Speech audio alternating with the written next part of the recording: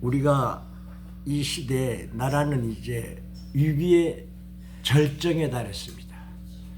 인간의 노력과 능력으로는 도저히 구제할 수 없는 상황에 와 있습니다.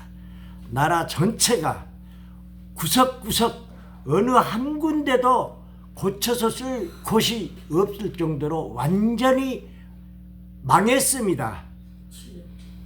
우리가 지금 이 시간 이렇게 기도할 수 있는 이 상황도 하나님께서 세우신 정광훈 목사님이 아니었더라면, 광화문의 함성이 아니었더라면 이미 이 나라는 북한에 점령당했다라고 하는 거예요. 넘어갔다라고 하는 사실인 겁니다. 이제 마지막 벼랑 끝에서 우리는 하나님 한 분 붙들고 그분과 함께 우리는 우리 모든 것을 다 바쳐서 매달리고 부르짖는, 죄를 뿌리고 옷을 찢고 부르짖는 이 일밖에 없습니다.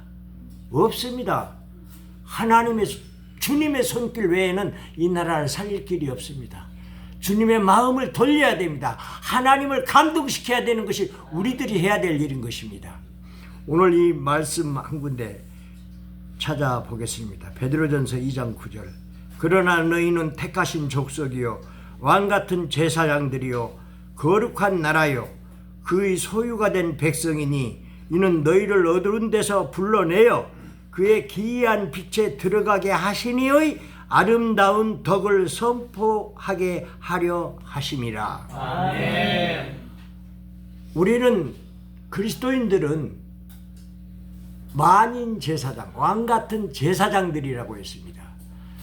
구약 성경에는 파수꾼, 목자들의 사명, 이것을 정해놓고 에스겔서 3장 33장에 보면은 파수꾼의 사명에 대해서 잘 말씀해 놓고 있습니다만은, 그때는 에스겔이나 예레미야나 이사야라든가 하나님께서 세운 특출한 개인의 선지자, 그들을 향해서 이스라엘 백성을 향해서 경고하고 또 너희들이 말을 듣지 않으면 이렇게 될 것이다, 바벨론에 멸망할 것이다 라는 그러한 정말 그 선지자를 통한 하나님의 말씀이었습니다.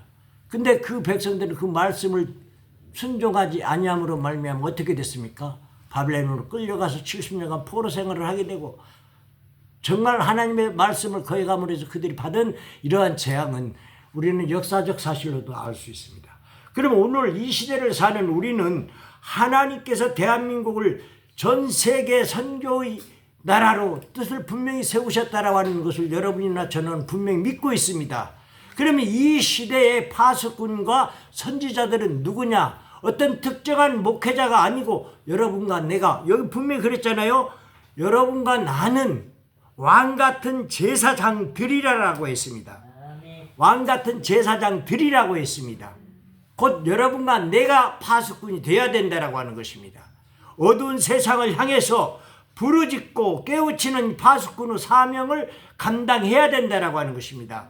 그래서 에스겔서 33장과 33장에는 이 사명을 감당하지 못할 때는 그 선지자들에게 어떠한 재앙이 오는 것인지를 분명히 성경에 말씀해 주고 있습니다. 성경 가지고 계시지 않게 제가 찾아서 읽어드리겠습니다. 인자야, 내가 너를 이스라엘 족속의 파수꾼으로 세웠으니 너는 내 입의 말을 듣고 나를 대신하여 그들을 깨우치라. 가령 내가 악인에게 말하기를 너는 꼭 죽으리라 할 때 네가 깨우치지 아니하거나 말로 악인에게 일러서 그 악한 길을 떠나 생명을 구원하게 하지 아니하면 그 악인은 그 죄악 중에 죽으려니와 내가 그의 핏값을 네 손에서 찾을 것이고 했습니다. 만일 경고하지 않고 깨우치지 않는 이 사명을 감당하지 아니하면 그 악인이 이 선지자의 말을 듣지 아니함으로 죽었을 때 그 핏값을 누구에게 찾는다고요? 파수꾼에게 찾는다라고 했습니다. 오늘날의 파수꾼은 누구입니까? 모든 목회자들이지만 우리는 하나님의 백성으로서 왕같은 제사장들도 여러분과 제가 파수꾼의 사명을 가지고 있다는 사실을 분명히 우리는 깨닫고, 우리 스스로가 내가 파수꾼이고 내가 선지자고, 물론 시대를 위해 대제사장, 큰 선지자가 있지만 여러분과 나는 똑같은 일반 대제사장으로서 선지자 파수꾼의 사명을 가지고 있다는 사실을 믿으시기 바랍니다. 우리는 이 일을 감당해야 되는 것입니다. 감당하지 못할 때 우리는 핏값을 누구한테 찾는다고요? 여러분과 나에게 찾는다고 했습니다. 33장 그 한 군데 더 보겠습니다. 정말 무시무시한 하나님의 백성들이라면 오늘날 우리는 베드로전서에 있는 말씀처럼 왕같은 제사장들로 부르심을 받은 사람들이 여러분과 저라고 하는 사실인 겁니다. 33장 보면 또 이런 말, 인자야 너는 네 민족에게 말하여 이르라. 가령 내가 칼을 한 땅에 임하게 한다 하자 그 땅 백성이 자기들 가운데 하나를 택하여 파수꾼을 삼은 그 사람이 그 땅에 같이 임함을 보고 나팔을 불어 백성에게 경고하되 그들이 나팔 소리를 듣고도 정신 차리지 아니하므로 그 임하는 칼에 제거함을 당하면 그 피가 그들의 머리로 돌아갈. 왜? 경고를 했음에도 불구하고 깨닫지 못하면 그 피는 그들에게 돌아간다라고 하는 겁니다. 그들에게 돌아갈 것이라. 그가 경고를 받았던 자기 생명을 보존하였을 것이나 나팔 소리를 듣고도 경고를 받지 아니하였으니 그 피가 자기에게로 돌아가리라. 그러나 칼의 임함을 파수꾼이 보고도 나팔을 불지 아니하여 백성에게 경고하지 아니하므로 그 중의 한 사람이 그 임하는 칼에 제거당하면 그는 자기 죄악으로 말미암아 제거되려니와 그 죄는 내가 파수꾼의 손에서 찾을 것이다. 지금 이 시대에 분명히 진정한 파수꾼은 각 교회 목자들이겠죠. 예, 그 안에 성도들이 있다라고 하는 거예요. 이 성도들에게 위험이 오고 있고 이 재앙이 오고 있음에도 그걸 깨닫지 못하게 알리지 않은 그것 때문에 그 백성들도 죽을 뿐만 아니라 그렇게 해서 죽으면 누구에게 책임을 묻겠다? 파수꾼에게 책임을 묻겠다고 하셨습니다. 그래서 결과적으로 우리나라에 이러한 재앙이 오게 된 이유가 뭐겠습니까? 결과적으로 이 나라 하나님의 뜻을 받들고 이 나라의 하나님의 나라를 이루어야 함에도 불구하고 내 배불림, 내 안일 이것에 빠져서 세상에 완전히 세속화되어 버린 이 교회의 타락 때문에 하나님께서 이 나라에 분명히 재앙을 내리고 있고 깨닫게 하기 위해서 이런 시련을 주고 있다는 사실을 우리는 알아야 될 것입니다. 그래서 우리는 작은 목소리지만은 이제 깨달은 자들이 마지막 때까지 최선의 힘을 다해서 우리의 역할을 해야 된다라고 합니다. 분명히 하나님께서 남겨놓은 7천의 사람이 있는 것처럼 여러분과 저는 그 7천의 하나님의 용사가 되어서 하나님의 뜻을 받들고 결과는 하나님께서 내려주실 것입니다. 이 일을 위해서 우리는 힘을 모아서 앞으로 우리의 고난의 행진이 언제까지 있을지 그건 알 수 없습니다. 가라면 가고 오라면 오고 서라면 서는 이 우리의 자세밖에 더 필요가 다른 어떤 이유가 없습니다. 하나님께서 가라면 가고 쉬라면 쉬고 그럴 때까지 우리는 행진을 계속해야 될 것입니다. 그래서 오늘 지금 제가 조금 말씀을 드리고자 지금 이제 여러분 목사님이 우리 자유통일의 대통령 후보로 선언을 했죠. 여기에 이제 이렇게 되면은 또 이제 여러 가지 많은 문제들을 또 제기하는 사람들이 있습니다. 왜? 그렇지 않아도 이제 일반 정광훈 목사 씹기 좋아하는 사람은 자가 저럴라고 그랬지 이런 비난의 화살을 돌리는 사람들이 수없이 많이 날 것입니다. 그러나 그런 비난을 예상하고도 전 목사님이 이 결정을 내린 이 이유를 알아야 돼요. 여러분 아십니까?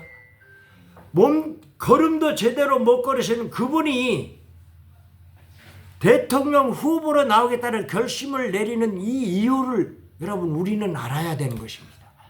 그래서 이 시대에 또 목사님을 향해서 또 우리 애국 동지들을 향해서 비난하는 이런 것들을 우리 스스로 이것을 알고 우리가 그것을 차단하고 우리가 분명히 막아내야 된다라고 하는 것입니다. 아멘. 왜 목사님이 대통령 후보 한번 나온다라고 하는 것이 보통 일인 줄 아십니까? 그 며칠간이요, 일반 성한 사람들도 견딜 수 없는 고난의 행진인 거예요, 그게. 그래서 목사님이 왜 이런 결단을 내릴 수밖에 없었느냐?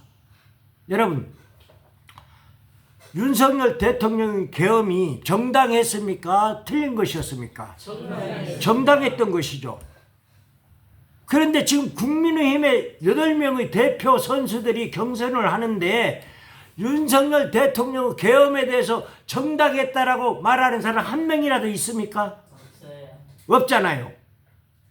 윤석열과 이름을 지어야 된다. 윤석열과 결별을 해야 된다. 지금 윤석열 지지율과 그 개인 후보들의 지지율 중에 윤석열 지지율만큼 높은 사람이 있습니까? 있어요, 없어요? 그 자들이 어떻게 해서 윤석열을 내버리고 자기네들이 대통령 되겠다라고요? 절대 안 돼요. 될 수 있어요? 안 돼요. 윤석열 대통령 계엄을 인정하고 탄핵 재판을 승복하는 그 순간 이재명 민주당이 승리했다라는 것을 인정해 주는 거나 똑같은 거예요. 그렇지 않아요? 맞습니다. 민주당이 내란 우두머리로 해서 탄핵시키고 재판 걸어서 이렇게 해서 이 탄핵이 됐는데 그 탄핵을 인정하고 찬성하고 또 수용하면은 국민의 윤석열 대통령이 잘못했다는 거 아닙니까? 자기네들이 윤석열 대통령 정당한 계엄과 이것을 잘못했다라고 인정하는 정당이 어떤 놈들이에요? 국민의힘 자신이지 않습니까? 그들이 이재명과 싸우겠다고요? 길이 안 보이기 때문에 정강훈 목사님이 나선 겁니다.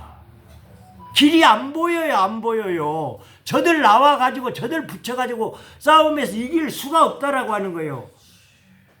윤석열 대통령의 정당은 지금 국민들이 40% 50%를 지지하는 그 지지 세력을 하나로 묶어서 싸워야 이재명을 이길 수 있는데 저런 놈들이 국민의힘이 윤석열이를 이미 탄핵을 인정하고 말하자면 계엄을 반대했던 사람, 그 사람 계엄 다 반대했다고 하잖아요, 이놈들이.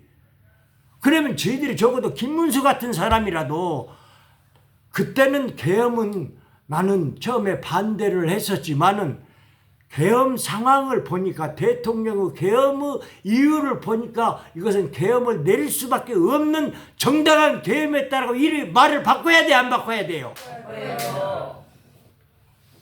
이런 판국에서 이재명과 싸워 이기겠다고? 이 나라 넘어간다라고 하는 겁니다. 그래서 정광훈 목사님은 고뇌에 찬 결단을 한 것이고, 천만 설명이 왜 그래서 중요하냐? 윤석열이 옳았다, 탄핵은 사기다, 이런 천만 설명이 이루어졌을 때 그 뭉친 힘을 가지고 결과적으로 정광훈 목사님 뭐요? 빅텐트, 윤석열을 지켜보는 이재명을 반대하는 이 빅텐트의 구심점 역할을 하기 위해서 나오신 겁니다. 이거 없이는 승리할 수가 없어요. 왜? 저희 민주당과 싸워 이겨야 되는데 민주당 저거 계엄을 인정해버리면 이미 민주당이 프레임 걸고 했던 것에 자기 이미 졌다라고 하는, 잘못했다라고 하는, 그러니까 국민의힘 프랑카드 보십시오. 반성합니다. 책임지겠습니다. 이제 뭘 책임지겠다는 거예요? 뭘 반성한다라고 하는 거예요? 윤석열이가 잘못했다는 거예요. 에? 그런데 잘못했다고 인정하면서 잘못했다고 인정하면 아, 민주당 너희들이 승리했다 그 말이나 똑같은 거 아니잖아요. 똑같잖아요. 그런 정신을 가지고 무슨 선거를 한다라고 하는 거예요. 저들과 대척해서 저들이 꾸며냈던 내란 탄핵은 불법이고 사기고 이걸 가지고 국민들을 깨워서 저들과 대항해서 싸워야 되는데 탄핵을 인정해버린다? 그래서 모든 정말 반 이재명 세력을 하나로 묶는 역할을 광화문의 힘이 하나님의 지원을 받고 있는 우리 애국자들의 힘이 아니고는 이 나라 지켜낼 수 없다라고 하는 거예요. 많은 분들이 부정선거 근데 부정선거 막지 못하면 이미 끝난다고 하는데 부정선거도 일부 자기네들 개인별로 이제 단체별로 다 해왔죠. 부정선거도 맨 먼저 몇 년 전부터 부정선거를 얘기하고 부정선거를 막아야 된다라고 외친 분이 누구였습니까? 누구였어요? 정광훈 목사님이었잖아요. 그리고 이번에도 이 자유통일당의 부정선거 실태를 다 현지 조사해가지고 부정선거와 끝까지 재판에서 끝까지 싸워서 계속 지금도 투쟁하고 있는 것이 광화문 세력 아닙니까? 그러니까 결과적으로 뭐예요? 천만이 함께 모여서 부정선거 때려잡고 저 이재명 더불어민주당을 때려잡는 이 역할을 하나로 힘을 모아줘야 된다고 하는 겁니다. 아멘. 이것이 우리들이 해야 될 일이고 앞으로 정광훈 목사님의 그 이 좌파 목사들 이 사람들 이제 더 수없이 공격해 올 것 아닙니까? 그걸 우리가 막아야 돼요. 우리 입을 벌려서 우리의 정당성, 우리가 이 나라를 살리는 길이다라고 하는 것을 강력하게 주장해 나가야 된다라고 하는 겁니다. 비록 전라도에 우리가 살고 있지만 여러분들 적은 힘이 아닙니다. 여러분들이 힘을 모으면 한 사람에게라도 이 사실을 알리는 역할을 해야 된다라고 하는 겁니다. 왜? 제가 지금 서명하면서 한 30여 명 제가 이 개인적으로 이제 왜냐 공개적으로 전라도에서 길거리에서 서명 받고 뭐 해갖고 안 돼. 내 폰 안에 있는 나의 지인을 찾아가서 이 얘기를 들을 만한 사람을 전화해서 만나서 이렇게 해가지고 설득할 때 넘어오는 사람들이 인정하는 사람들이 있더라라고 하는 거예요. 제가 엊그제 지난주에도 소개를 했잖아요. 우리 다은혜가 식당하고 있는 이만동 제 선배 되는데 저한테 지금도 광화문 자주 알고 있더라고. 그러면서 그 양반은 우리 애국운동 전혀 말하자면 일반인인데도 광화문 지금도 토요일날 가고 정말 고생해. 언제 내가 식사를 하다가 같이 하게 이렇게 하더라고요. 숨어 있더라라고 하는 거예요. 이 사람들을 찾아 그래서 바로 전화 서명하게 했고 이렇게 했다라고 하는 거예요. 우리는 여러분들이 주위에서 이런 일 하나하나가 나라를 살리고 우리가 목사님이 그랬어요. 입이 닳도록 그전부터 천만 조직 해왔다. 이것이 나라를 살리는 길이다라고 하는 거예요. 그래서 우리는 지금 정광훈 목사님의 후보 출마의 당위성을 여러분들이 충분히 이해를 하고 설득하고 혹시라도 어떤 소리가 들리는 사람들 그들을 설득하고 우리 앞장서서 방패 역할을 하고 우리는 나가야 된다라고 하는 것입니다. 여러분 이재명 어떻게 해서 정과 사법에 저런 흉악한 놈을 대통령으로 만든 이 나라 국민들이 뭐예요? 제정신 맞습니까? 뭔가 이 영혼 자체가 사탄 마귀에게 완전히 양심이 말하자면 마비돼 버린 거예요. 그러면 이 세상이 바로 오늘 왕 같은 제사장들로 여러분들이 부름을 받으신 것을 믿으십니까? 그렇다면 우리는 어떠한 일을 해야 되겠습니까? 제사장 노릇해야 될 거 아닙니까? 파수꾼 노릇해야 될 거 아닙니까? 아멘. 우리가 개인적으로 나 오늘은 뭔 일이 뭐가 바빠 이거요. 이 지금 나라의 이유보다 더 큰 일이겠습니까?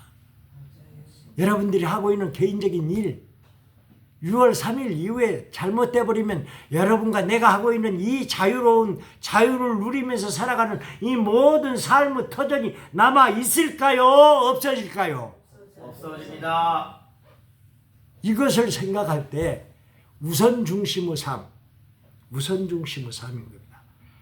당장 불이 나 있습니다. 불 먼저 꺼야 될 거 아닙니까? 어떤 불? 나라가 불타 없어지는 이 큰 불이 났습니다. 이 큰 불을 끄는데 총력적으로 함께 해주실 것을 간절히 부탁을 드리고 또 그 일에 하시는 분들은 하나님께서 분명히 축복해 주실 줄을 믿습니다. 아멘. 비록 전거창 전라도의 빨갱이 지역에서 여러분들 정말 힘들고 어려운 일 다 어려워요.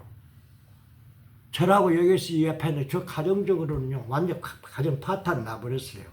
자식 새끼들이 전화 한 통 안 와요. 다 단절해 버렸어요. 네? 가정적으로. 그러니까 개인이나 가정이나 나라 이 민족은 이제 성령님의 도우심 없이는 하나 되게 할 수 없다라고 하는 거예요.